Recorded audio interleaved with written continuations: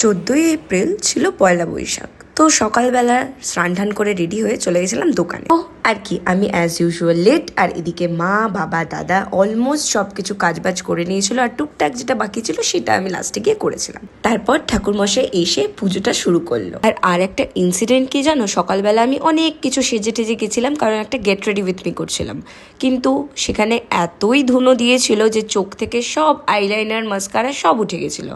আর এই যে একটা ছোট্ট ক্লিপ আমাদের দোকানে এরকমভাবে সাজিয়েছিলাম আমি আর দাদা, আর এই যে বাবা মা দুজনেই আমাদেরকে খাইয়ে দিচ্ছিল। তারপর একটু বাড়িতে এসে রেস্ট টেস্ট নিয়ে সন্ধ্যাবেলা রেডি হয়ে আবার চলে গেলাম দোকানে, কারণ সবাই আসবে বছরের শুরুতে, সবার সাথে এরকম দেখা করে কথা টথা বলে। আর এই দেখো আমাদের দোকানের সামনেটা এরমভাবে সাজানো ছিল।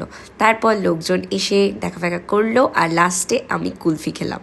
তারপর বাড়ির দিকে রওনা দেবো, কারণ অলরেডি 11টা বাজে, আর রাত্রিবেলা হয়েছিল বিরিয়ানি। তো ভালো লাগলে প্লিজ লাইক করে সাবস্ক্রাইব করো। টাটা।